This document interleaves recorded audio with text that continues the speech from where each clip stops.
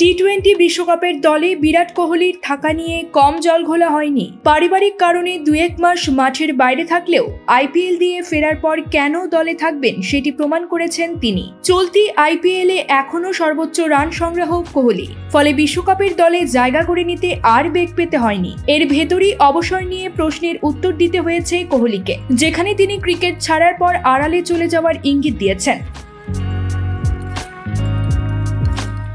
আইপিএলের শুরু থেকেই রয়্যাল চ্যালেঞ্জার্স বেঙ্গালুরুর হয়ে খেলে আসছেন কোহলি। যদিও দলটি এখন পর্যন্ত চূড়ান্ত সাফল্য পায়নি, তাদের সফলতা বলতে কেবল এক আসরে রানার্স আপ হওয়া। তবে ব্যক্তিগত নৈপুণ্যে উজ্জ্বল সাবেক ভারতীয় অধিনায়ক। চলতি আসরে এখন পর্যন্ত 13 ম্যাচে সর্বোচ্চ 661 রান করেছেন কোহলি। 66.10 গড় এবং 155.15 স্ট্রাইক রেটে তিনি ব্যাট করেছেন।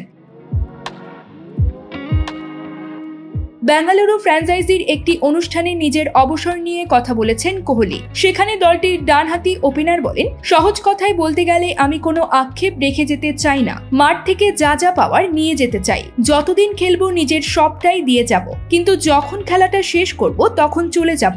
আপনারা আমাকে অনেক দিনের জন্য দেখবেন না। মাঝে তার স্ট্রাইক রেট নিয়ে সমালোচনায় মেতেছিলেন স্বদেশি কিংবদন্তি সুনীল গাভাস্কার। তবে সেই সমালোচনার জবাব আকার ইঙ্গিতে প্রকাশের পাশাপাশি কোহলি মাঠেও দিয়েছেন।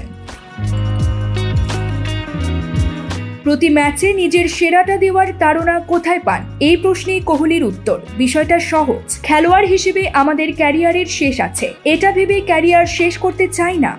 ওই দিন যদি ওটা করতাম, কারণ সারা জীবন তো খেলে যেতে পারবো না। এটা আসলে অসমাপ্ত কাজ রেখে না যাওয়ার বিষয়, পরে অনুশোচনায় না ভোগার বিষয়, যেটা আমি নিশ্চিত ভুগবো না।